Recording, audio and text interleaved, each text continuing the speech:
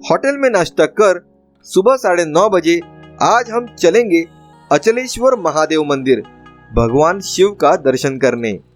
45 minute में सुबह करीबन 10:15 बजे तक पहुंच जाएंगे।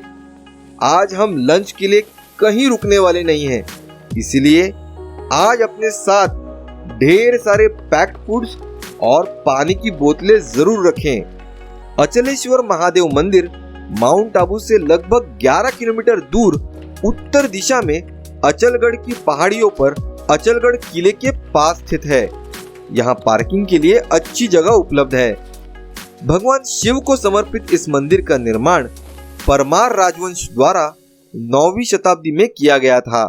भगवान शिव के सभी मंदिरों में शिवलिंग या भगवान शिव की मूर्ति के रूप में पूजा की जाती है, लेकिन इस मंदिर की विशेषता यह है कि इस मंदिर में भगवान शिव के दाहिने पैर के अंगूठे की पूजा की जाती है ना अद्भुत।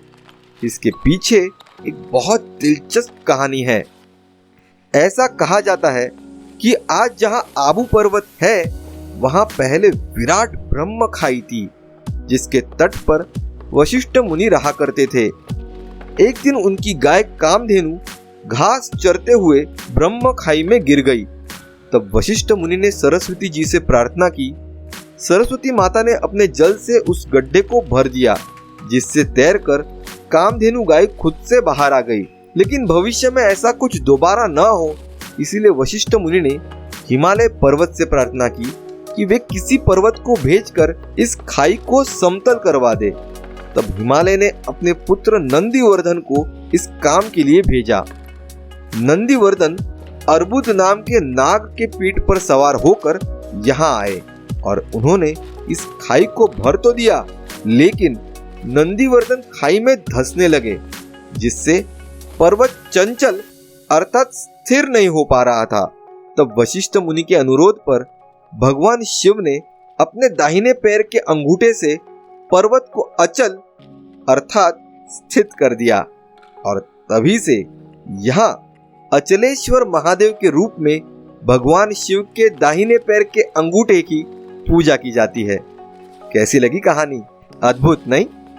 और इसी अर्बुद नाम के नाग से ये जगह पहले अर्बुदांचल नाम से जानी जाती थी और अब माउंट आबू नाम से जानी जाती है। क्या आपको ये जानकारी पहले पता थी? अगर आपको नहीं पता थी तो अपने दोस्तों के साथ जरूर शेयर कीजिए। अचलेश्वर महादेव मंदिर के अंदर गर्भगृह में आप भगवान शिव के अंगूठे का निशान उभरा हुआ देख सकते हैं। यहाँ की मान्यता ये है कि इसी अंगूठे ने पूरे माउंट आबू के पहाड़ को थाम रखा है। जिस दिन अंगूठे का निशान गायब हो जाएगा, माउंट आबू का पहाड़ भी नष्ट हो जाएगा। यहाँ पर भगवान शिव के अंगूठे के नीचे प्राकृतिक गड्ढा बना हुआ आप देख सकते हैं। ऐसा कहा जाता है ये जो गड्ढा है वही असल में ब्रह्म खाई है और वो पाताल तक जाती है। इस गड्ढे में कितना भी पानी डाला जाए, लेकिन ये कभी भरता नहीं। कहते हैं कि इसमें चढ़ाया जाने वाला पानी सीधे पाताल चला जाता है। मेवाड़ के राजा महाराणा कुंभ ने इस बात को झूठ समझकर बैलों की सहायता से पूरे 6 महीने तक दिन रात इस मंदिर के कुंड में पानी डलवाया, लेकिन इस कुंड के पानी का स्तर बिल्कुल भी नहीं बढ़ा। आखिरकार राजा महाराणा कुंभ को अपनी गलती का एहसास हुआ और उन्होंने स्फटिक की 2 मूर्तियां, एक काल भैरव की और दूसरी चामुंडा माता की मंदिर में भेंट की। इन मूर्तियों की खास बात यह है कि उनके आगे दिया जलाने से वे काली दिखाई देती हैं और अगर दिया उनके पीछे ले जाए तो वे सोने की दिखाई देती है। अद्भुत। माउंट आबू की आइटिनरी बनाते समय रिसर्च दौरान मुझे ये कहानियां पता चली। क्या आपको ये कहानियां पहले से पता थी? अगर पता थी तो कमेंट्स में आपका अनुभव जरूर लिखकर भेजिए। अचलेश्वर महादेव मंदिर में नंदी की बहुत बड़ी मूर्ति आप देख सकते हैं, जो पंचधातु अर्थात सोना, चांदी, तांबा, पीतल और जस्ता से बनी हुई है और इसका वजन लगभग 4 टन है। एक लोकप्रिय स्थानीय किंवदंती के अनुसार एक दिन बाहरी आक्रमणकारी मोहम्मद गजनवी ने इस मंदिर पर आक्रमण किया। तब उसकी नजर इस नंदी पर गई। उसे लगा इस नंदी में खजाना छुपाया होगा, इसीलिए उसने नंदी को तोड़ने की कोशिश की। लेकिन तभी एक विचित्र घटना घटी। नंदी के घुटनों में से लाखों करोड़ों मधुमक्खियां बाहर निकली और गजनवी की सेना पर टूट पड़ी। तब सारी सेना वहां से भाग गई, लेकिन मोहम्मद गजनवी नहीं भागा। कहा जाता है उसने भगवान शिव से माफी मांगी और मंदिर को एक बड़ा त्रिशूल भेंट किया, जो आज भी आप नंदी के पास देख सकते हो। ऐसा कहा जाता है कि मंदिर के पास में ही मिलने वाले 10 रुपए का कपड़ा खरीदकर त्रिशूल पे बांधकर फिर त्रिशूल को प्रदक्षिणा लगाने से मन की सारी इच्छा पूरी हो जाती है। अचलेश्वर महादेव मंदिर के पास ही आप मंदाकिनी नाम का एक कुंड भी देख सकते हैं। कहा जाता है कि यह कुंड पहले सतयुग में शुद्ध घी से भरा रहता था और इसके किनारे पर बैठकर ऋषि घी का यज्ञ हवन किया करते थे। इस कुंड के पास अगर हम गौर करें तो 3 बड़े पत्थर की भैंस की मूर्तियां हैं। माना जाता है कि ये पहले भैंस नहीं बल्कि 3 मायावी राक्षस थे, जो कुंड के घी को पीकर ऋषियों के यज्ञ हवन में विघ्न डाला करते थे। तब माउंट आबू के राजा परमार शासक आदिपाल ने एक ही तीर से इन तीनों को मार दिया था। अगर आप ठीक से इन 3 भैंस के पुतलों को देखो तो आज भी इनके पेट में तीर के निशान के तौर पर छेद दिखाई देते हैं। है ना अद्भुत। अचलेश्वर महादेव के पावन दर्शन के बाद अब हम चलेंगे अचलगढ़ किला देखने। अचलेश्वर महादेव मंदिर से अचलगढ़ किले तक पहुंचने के लिए आप एक तो 1.5 किलोमीटर का ट्रैक कर सकते हैं अथवा 300 रुपए प्रति व्यक्ति के हिसाब से जीप भी किराए पर ले सकते हैं। अचलेश्वर महादेव मंदिर से अगर हम सुबह 11:15 बजे भी निकले तो 1 घंटे में करीबन दोपहर 12:15 बजे तक किले तक पहुंच जाते हैं। मूल किला परमार राजवंश के शासकों द्वारा बनाया गया था और बाद में 1452 ईस्वी सन में महाराणा कुंभ द्वारा पुनर्निर्मित किया गया और अचलगढ़ के रूप में नामित किया गया। लेकिन अफसोस फिलहाल ये किला जीर्ण शीर्ण अवस्था में है। गढ़ के प्राचीर में हनुमान पोल और गणेश पोल नामक 2 बाहरी प्रवेश द्वार है। उसके पास ही एक कपूर सागर नाम का जलाशय भी आप देख सकते हो।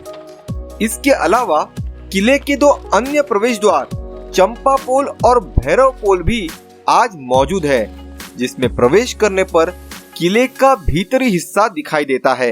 इसके आगे आपको किले तक पहुंचने के लिए करीबन 300 से 400 सीढ़ियां चढ़नी पड़ती है।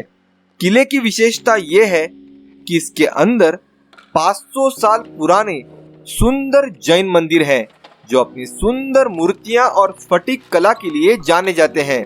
ये जैन मंदिर 1513 में बनाए गए थे। अचलगढ़ के इन जैन मंदिर बीते युग के कारीगरों की उत्कृष्ट कृतियों और उनके क्षमताओं को दर्शाता है। ध्यान रहे, इन मंदिरों में फोटोग्राफी और छोटे कपड़ों की अनुमति नहीं है, तो आज होटल से साइट सीइंग के लिए निकलने के पहले ही इस बात का ध्यान रखें। इन सुंदर पुरातन जैन मंदिरों में कुछ समय बिताकर अब हम चलेंगे चामुंडा माता का मंदिर, जहां जाने के लिए आपको फिर से कुछ सीढ़ियां चढ़नी होगी। बीच रास्ते में आपको मीराबाई का छोटा सा मंदिर दिखाई देगा और उसके बगल में ही एक सुंदर छोटा सा झील भी है, जो सावन भादो नाम से जाना जाता है। मीराबाई मंदिर में दर्शन लेकर अब हम वहीं पे स्थित चामुंडा माता के मंदिर में दर्शन के लिए जाएंगे, जो बहुत पुराना मंदिर है। चामुंडा माता के दर्शन के बाद अब हम महाकाली माता के मंदिर जाएंगे, जो कि एक गुफा में है। ध्यान रहे, चामुंडा माता मंदिर तक ही सीढ़ियां मौजूद है और फिर वहां से महाकाली माता के मंदिर तक जाने के लिए आपको पथरीले रास्ते से चढ़ उतर के जाना पड़ता है। अगर आपके साथ सीनियर सिटीजन्स या छोटे बच्चे हैं तो आपको थोड़ा ध्यान रखना होगा। यहाँ आते समय अच्छे ग्रिप वाले शूज, कैप और पानी की बोतलें जरूर रखें। गुफा के अंदर महाकाली की 7 फीट की भव्य मूर्ति है। ये भव्य मूर्ति देखकर आप प्रसन्न महसूस करते हैं और आपकी थकान पूरी तरह से मिट जाती है। तो यहाँ आराम से बैठकर महाकाली के रूप का दर्शन लें। अचलगढ़ किले की एक और खास बात यह है कि यहाँ से माउंट आबू और अरावली पर्वतमाला के शानदार नज़ारे दिखाई देते हैं।